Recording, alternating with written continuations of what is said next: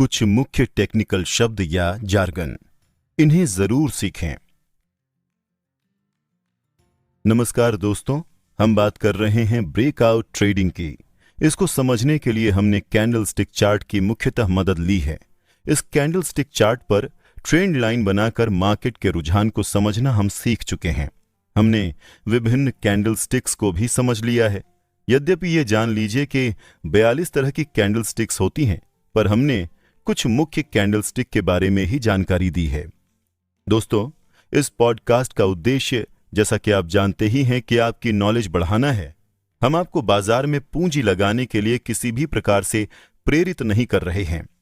हम आपको केवल इसकी बेसिक जानकारी दे रहे हैं ताकि आप अगर स्टॉक ट्रेडिंग में कदम रखना चाहते हैं तो आपको मदद मिल सके और आगे आपका ये व्यक्तिगत निर्णय है कि आप ट्रेडिंग करते हैं कि नहीं। अब बात करते हैं उन तकनीकी शब्दों की जिनका शेयर मार्केट में बहुत प्रयोग होता है और इस चर्चा में भी उसको प्रयोग किया गया है। यहां पर उन टेक्निकल जार्गन या शब्दावली की हम विस्तृत जानकारी देंगे। इसमें कई जगह स्टॉप लॉस और टारगेट प्राइस शब्द का प्रयोग हुआ है, तो आइए उसका अर्थ समझते हैं। आपका शेयर ब्रोकर आपको हर शेयर के लिए टारगेट प्राइस बताता है। अब मान लीजिए कि आप कंपनी ए के शेयर खरीदने में रुचि दिखा रहे हैं। अभी इसका दाम या कीमत 100 रुपए है। ब्रोकर आपको बताएगा कि 3 महीने में इसकी कीमत 120 रुपए हो जाएगी। इसका अर्थ हुआ कि आपने ए कंपनी के शेयर 100 रुपए की कीमत पर 120 रुपए के टारगेट प्राइस के साथ की है। जब कीमत 120 रुपए पर पहुंचे तो आप इसको बेचकर मुनाफा कमा सकते हैं। अगर किसी वजह से इस शेयर की कीमत घटेगी तो कीमत 100 रुपए से कम होने पर आपको घाटा या नुकसान उठाना पड़ सकता है। अब नुकसान से बचाने के लिए आपको स्टॉप लॉस लगाने की सलाह दी जाएगी। अब इस शेयर के मामले में आपको 90 रुपए पर स्टॉप लॉस लगाने की सलाह दी जाती है। इसका अर्थ हुआ कि अगर किसी कारण से ए के शेयर में गिरावट आती है तो उसको 90 रुपए पर बेच देना ही ठीक होगा। तो संक्षेप में समझ लीजिए, स्टॉप लॉस वो मूल्य होता है जिस पर आप अपने शेयर बेच देते हैं। स्टॉप लॉस प्राइस पर शेयर बेच देने के कारण आप बड़े नुकसान से बच जाते हैं। किसी शेयर का स्टॉप लॉस वो मूल्य है जिस पर आपको ज्यादा नुकसान नहीं होगा। तो किसी शेयर की मौजूदा कीमत के आधार पर यह तय करना कि उसके संभावित नुकसान की सीमा क्या होगी, आप उस पर ही स्टॉप लॉस लगाते हैं। यह आपके नुकसान को कम करने में सहायक होता है। तो प्रश्न यह उठता है कि स्टॉप लॉस की जरूरत ही क्यों होती है? यह तो आप अब तक जान ही गए होंगे कि शेयर बाजार में उतार चढ़ाव तो होता ही रहता है। इस दौर में अगर आपको अधिक नुकसान से खुद को बचाना है तो स्टॉप लॉस लगाना होता है। अगली बात, शेयर बाजार संभावनाओं पर चलता है। अब अगर इसमें आपको नफा हो सकता है तो नुकसान भी तो हो सकता है, ठीक बात ना? तो स्टॉप लॉस इसी नुकसान को कम करने का तरीका है। मान लीजिए कि आप नियमित रूप से ट्रेडिंग नहीं करते हैं, तब भी आपको स्टॉप लॉस लगाने का फायदा मिलेगा। अब आप अपने निवेश को अगर रोजाना मॉनिटर नहीं कर रहे हैं तो स्टॉप लॉस आपको कई जोखिमों से बचा सकता है। क्यों है महत्व स्टॉप लॉस का? छोटी अवधि के लिए स्टॉप लॉस बहुत ही महत्वपूर्ण है, पर जो ट्रेडर्स लंबी अवधि के लिए निवेश करते हैं तो उनके लिए इसका कोई खास महत्व नहीं है। पर आपको खुद को इस बात के लिए तैयार रखना चाहिए कि शेयर बाजार में उतार चढ़ाव तो होता ही रहता है। इसमें कोई भी बदलाव कभी भी आ सकता है, इसीलिए होशियार रहना जरूरी है। आप कभी भी निश्चिंत होकर नहीं बैठ सकते। अब बात करते हैं स्टॉक मार्केट की। टेक्निकल एनालिसिस करते समय प्रयोग होने वाली सबसे बड़ी अवधारणा की, अजम्पशन की। सबसे बड़ी अवधारणा है कि इतिहास अपने आप को दोहराता है। टेक्निकल एनालिसिस के समय इस अवधारणा का बार बार इस्तेमाल होता है। इस वजह से इसको ठीक से समझना आवश्यक है। यह भी ध्यान रखिए कि कैंडलस्टिक पैटर्न पूरी तरह से इस अवधारणा के आधार पर बनते हैं। इस पॉडकास्ट में हमारा पूरा फोकस कैंडलस्टिक पैटर्न पर ही है। मान लीजिए 10 जून 2015 को बाजार में कुछ चीजें हो रही थीं। घटना नंबर 1, शेयर पिछले 4 दिनों से लगातार गिर रहे हैं। घटना नंबर 2, 10 जून 2015 को 5वां ट्रेडिंग सेशन रहे जहां शेयर गिर रहे हैं, शेयर वॉल्यूम भी कम है। घटना नंबर 3, शेयर की कीमत का दायरा भी पिछले दिनों की तुलना में बहुत ज्यादा छोटा है। इन घटनाओं को मद्देनजर रखकर अब आप मान लीजिए कि अगले दिन शेयरों की कीमत में गिरावट बंद हो जाती है, साथ ही शेयर थोड़ी तेजी के साथ भी बंद होते हैं, तो पिछले 3 दिनों की घटनाओं को देखें या परिणाम स्वरूप छठवें दिन बाजार ऊपर की तरफ गया। कुछ समय बीत जाता है, मान लीजिए कुछ महीने बाद बाजार में 5 दिनों तक फिर से ऐसी घटनाएं होती हैं, जैसे कि हम अभी अभी डिस्कस कर चुके हैं। अब आप बताइए, छठवें दिन के लिए आप क्या उम्मीद लगाएंगे? हमारी अवधारणा है कि इतिहास अपने आप को दोहराता है। अब हम अपनी अवधारणा में एक बात और जोड़ देते हैं, और वो ये कि जब पिछले कुछ दिनों की घटनाएं इतिहास के किसी और वक्त की भांति चल रही हैं, तो हम ये मान सकते हैं कि उन घटनाओं के बाद जो परिणाम दिखा था, ठीक वही रिजल्ट फिर से दिखेगा। तो इस अनुमान के आधार पर आप ये कह सकते हैं कि छठवें दिन शेयर की कीमत ऊपर जाएगी। चलिए अब जानते हैं कि कैंडल स्टिक से जुड़ी कुछ मान्यताएं क्या हैं। कैंडल स्टिक से जो मान्यताएं जुड़ी हैं उनको ठीक ठीक समझना बहुत जरूरी है। ये मार्केट में आपको काम देंगी। मान्यताओं को कई बार दोहराया जा चुका है, फिर भी इसको फिर से समझ लेना चाहिए क्योंकि ये बहुत ही इंपॉर्टेंट है।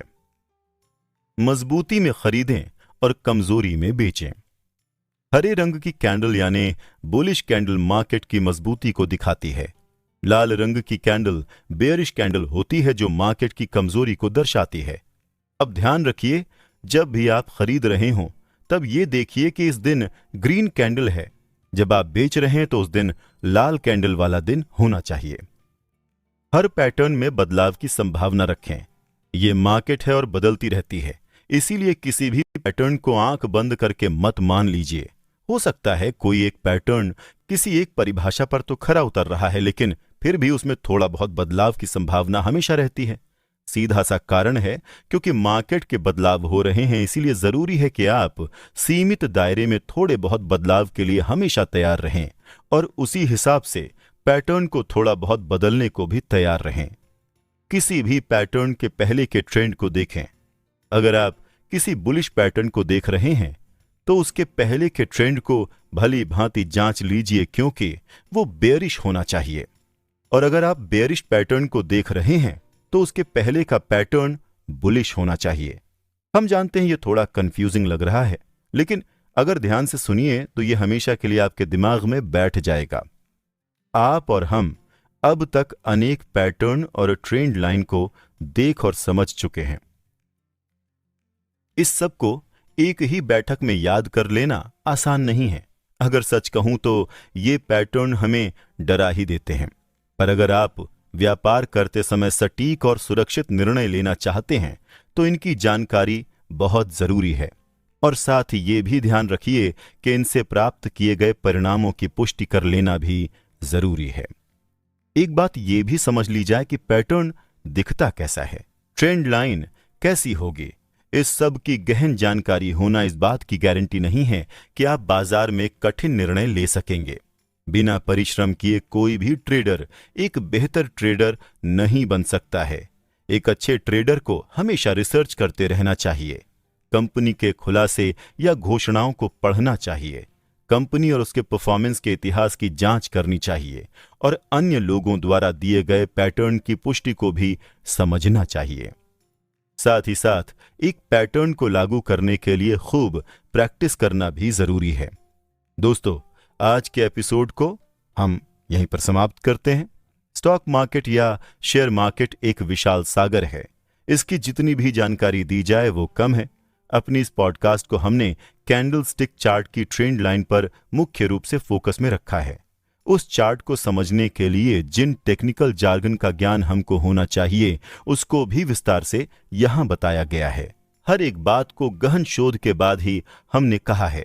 आपसे निवेदन है कि इसको ज्ञान प्राप्ति के उद्देश्य से प्रयोग करें। मार्केट में निवेश करने की सलाह ये पॉडकास्ट कहीं भी नहीं देता। अब तक हम सीख चुके हैं कैंडल स्टिक पैटर्न अनेक प्रकार के होते हैं जिनका जिक्र आगे किया जाएगा। यहां पर केवल उनका नाम ही मेंशन किया जा रहा है क्योंकि शुरुआती दौर में इतना ही काफी है, लेकिन समय मिलने पर इन सब को समझना भी आपके लिए फायदेमंद ही होगा। सिंगल कैंडलस्टिक पैटर्न में शामिल है marubozu, spinning top, doji, hammer, paper umbrella, hanging man, belt hold. Double candlestick pattern में शामिल हैं bullish engulfing, piercing line, harami, doji star, harami cross, homing pigeon, kicking, matching low, meeting lines, separating lines, bearish engulfing, in neck, thrusting, separating lines, bearish. आपको लग रहा होगा कि ये तो केवल कैंडलस्टिक पैटर्न के नाम गिना दिए गए हैं, इससे क्या फायदा? लेकिन इन सब पैटर्न से आप रूबरू होंगे जब आप स्वयं तमाम चार्ट्स को गौर से देखेंगे। इनको नोट करके साथ के साथ चार्ट्स देखकर समझते चलना आपके लिए आगे बहुत फायदेमंद साबित होगा।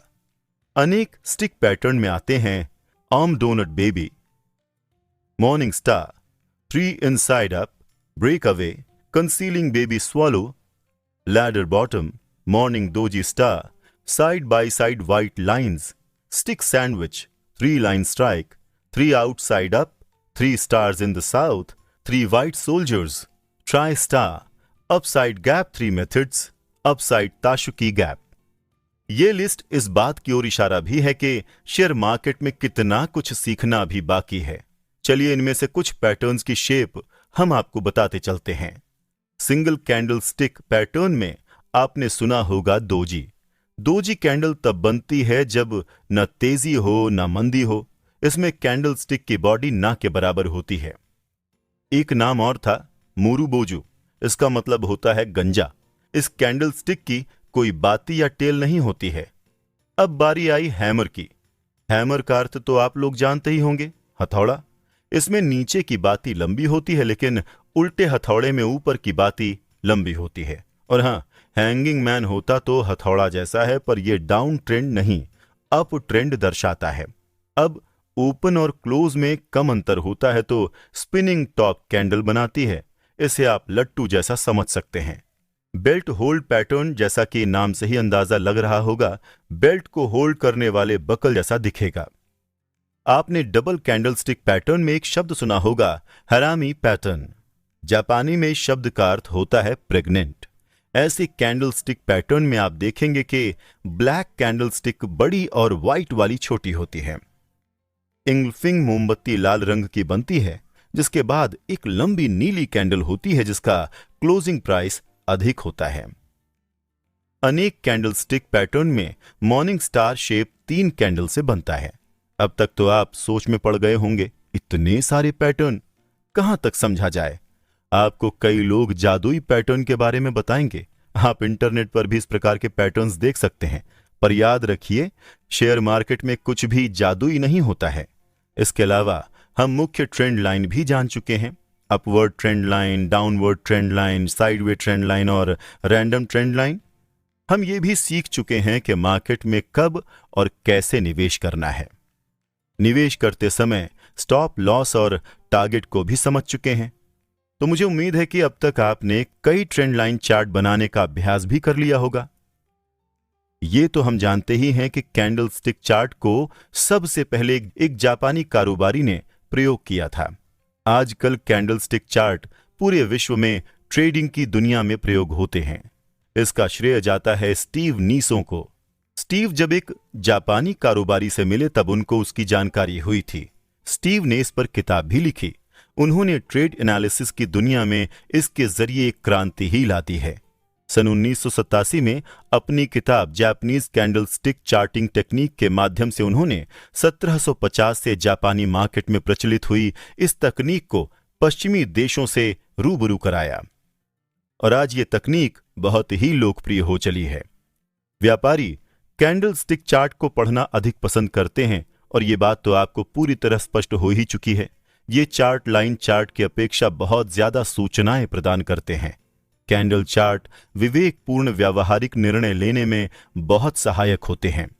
कैंडल स्टिक चार्ट पैटर्न मूल्य भिन्नता दिखाते हैं और साथ ही साथ भविष्यवाणी भी करते हैं। इस एनालिसिस का प्रयोग विदेशी मुद्रा बाजार, कमोडिटी या क्रिप्टो करेंसी सब के लिए ही किया जाता है। इंटरनेट पर कई तरह के डेमो उपलब्ध हैं जिन पर आप बिना धन लगाए और जोखिम लिए ट्रेड करना सीख सकते हैं। खुद इस पॉडकास्ट के राइटर ने भी कई डेमो को डाउनलोड करके प्रयोग कर लिया है।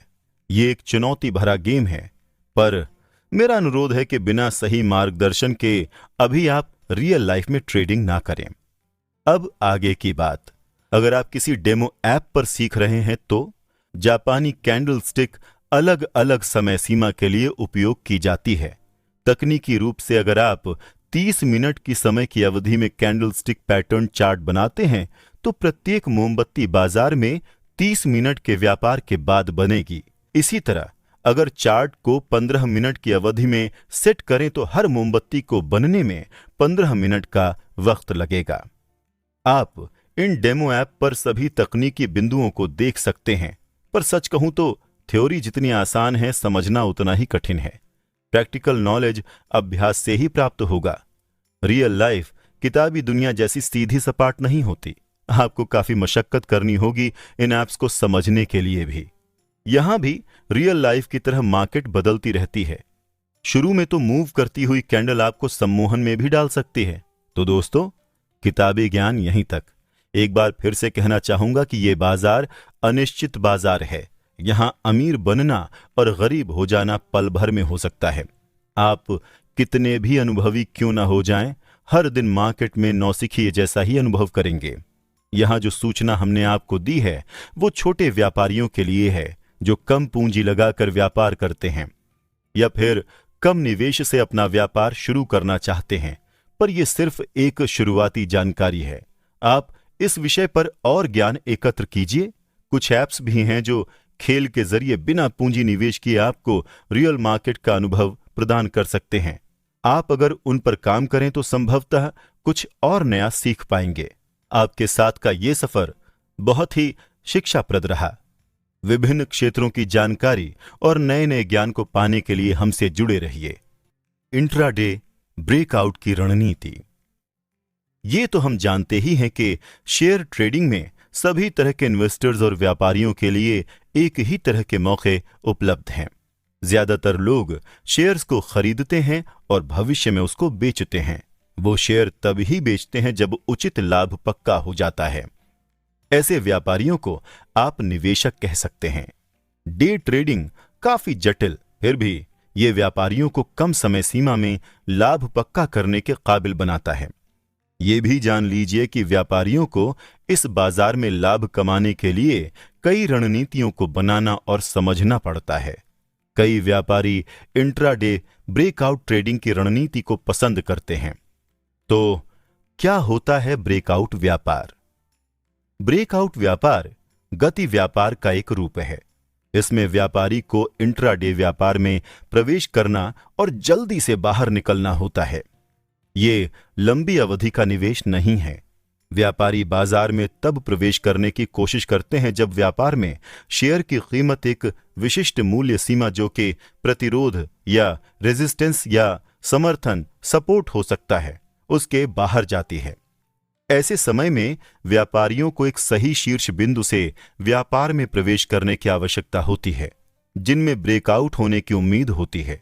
ये रणनीति कारगर हो, इसके लिए व्यापारियों को उच्च मात्रा, त्वरित और आक्रामक यानी कि हाई वॉल्यूम और स्पीड एंड टाइम और संभावित यानी कि हाई एक्सपेक्टेशन से काम करना होता है। व्यापारियों को यह जानने के लिए इंतजार नहीं करना होता कि व्यापार काम करेगा या नहीं, क्योंकि यह तुरंत ही स्पष्ट हो जाता है। कैसे पढ़ें ब्रेकआउट के सूचकांक को? समर्थन मूल्य के नीचे या प्रतिरोध के ऊपर होना ब्रेकआउट कहलाता है। अब जानते हैं कि अप ब्रेकआउट सूचकांक कैसे पढ़ सकते हैं। सबसे पहले समर्थन या प्रतिरोध से आप पिछली कैंडल का कम या उच्च का गिरना देखिए। फिर पिछले बदलाव के उच्च या निम्न से आप छोटी अवधि के समर्थन के साथ प्रतिरोध या रेजिस्टेंस को भी माप सकते हैं। आप भी महत्वपूर्ण समर्थन या प्रतिरोध देख सकते हैं। इस चार्ट में ट्रेंड लाइन या प्रवृत्ति लाइन भी प्रकट होती है। इस व्यापारिक चार्ट में बदलता औसत या एवरेज भी दिखता है। अब प्रश्न उठता है कि इंट्राडे ट्रेडिंग में ब्रेकआउट व्यापार ट्रेडिंग का क्या फायदा है। ब्रेकआउट रणनीति का प्रयोग बहुत ही फायदेमंद साबित हो सकता है। ये बात आप और हम पहले ही समझ चुके हैं। इसमें गति या मूवमेंट लगभग हमेशा व्यापारी के पक्ष में ही होता है। जब आप ब्रेकआउट रणनीति के साथ बाजार में प्रवेश करेंगे तो आपको बहुत स्पष्ट होता है कि बाजार की गति या मूवमेंट आपके पक्ष में है। साथ ही साथ आपको ये भी जरूरत नहीं होती है कि आप बाजार की हर एक चाल को याद रखें, तो आप याद रखने की चिंता से मुक्त रहते हैं। अब आप बाजार के महत्वपूर्ण रुझानों को पकड़ सकते हैं। जैसे ही बाजार में कोई रुझान दिखता है, आप झट से उसको पकड़ लेते हैं। अगर आप किसी और रणनीति को चुनते हैं तो रुझानों पर आप ज्यादा ध्यान नहीं दे पाते। अब जान लेते हैं कि ब्रेकआउट को कैसे निष्पादित या एग्जीक्यूट किया जाए। पहली बात, एक निश्चित मूल्य सीमा को पहचान लीजिए। ब्रेकआउट सूचक पर मूल्य स्तर को चिन्हित कर लीजिए। ब्रेकआउट रणनीति को एग्जीक्यूट करने के लिए आपको एक निश्चित और सटीक मूल्य स्तर को पहचानना होगा। ये अधिकतर एक वी आकार के मोड़ होते हैं। मूल्य स्तर आपका अंतिम ब्रेकआउट व्यापार स्तर हो सकता है। दूसरी बात, एक ब्रेक का इंतजार करिए और प्रतिरोध स्तर पर बंद कीजिए। अब जरूरत है प्रतिरोध स्तर को पहचानने की। एक बार ऐसा करने के बाद आपको धैर्य के साथ अपनी रणनीति के काम करने की प्रतीक्षा करनी होगी। एक व्यापारी के रूप में आपको अपने प्रतिरोध स्तर से ऊपर अपने व्यापार को बंद करने के लिए एक ब्रेकआउट कैंडल के साथ ब्रेकआउट की जरूरत होगी। यह संकेत दिखाता है कि तेजी व्यापार को कंट्रोल कर रही है। तीसरी बात, ब्रेकआउट कैंडल बंद करने की कीमत पर स्क्रिप्ट खरीदें जब वीएनएमए ऊपर खींचे। ब्रेकआउट व्यापार की प्रक्रिया का अंतिम चरण है। मात्रा भारित बदलती औसत यानी कि वीएनएमए ब्रेकआउट सूचक से पुष्टि करने की आवश्यकता है और इसका खिंचाव देखें। ये कंफर्म कर लीजिए कि बदलती औसत का ऊपर की ओर अधिक गहन या डेंस प्रवृत्ति है। 3 ऐसे उदाहरण जहां आपको ब्रेकआउट रणनीति को एग्जीक्यूट करने से बचना होगा। जैसा कि ज्यादातर इंट्राडे व्यापार रणनीतियों के मामले में जब आप ब्रेकआउट ट्रेडिंग से हटकर किसी भी रणनीति को लागू करते हैं तो आपको सावधान रहना चाहिए। 3 मुख्य उदाहरण हैं जब आपको व्यापार ब्रेकआउट से बचना होगा। आइए देखते हैं वो कौन से हैं। पहला उदाहरण, जब शेयर बाजार समर्थन और प्रतिरोध के स्तर से काफी दूर है तो व्यापार ब्रेकआउट से बचना है। यह जांच लें कि क्या कुछ बढ़ा है, ऊपर की ओर या फिर नीचे की ओर कोई अवरोध है जो हो सकता है किसी उन्नति या गिरावट को बाधित कर सकता है। दूसरा उदाहरण, जब आप ब्रेकआउट होने से पहले ब्रेकआउट सूचक से पहले एकत्रीकरण की तंग व्यापारिक प्रवृत्ति नहीं देखते हैं तब आपका ब्रेकआउट रणनीति का प्रयोग करने से बचना ही ठीक रहेगा। तीसरा उदाहरण, जब ब्रेकआउट एक संभावित प्रमुख दबाव के खिलाफ निश्चित किया गया है तब इस रणनीति से बचना चाहिए।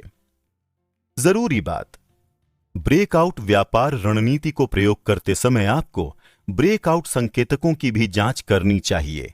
आपको यह सुनिश्चित करना चाहिए कि आप सही रास्ते पर चल रहे हैं या नहीं। यह किसी भी इंट्राडे रणनीति के बारे में सच है जिसका आप लाभ उठा सकते हैं। अगर आप देखते हैं कि आपकी रणनीति अपेक्षित गति के अनुसार काम कर रही है तो अपने निवेश सलाहकार के साथ संपर्क करें और देखें कि इसे सुधारा जा सकता है या नहीं।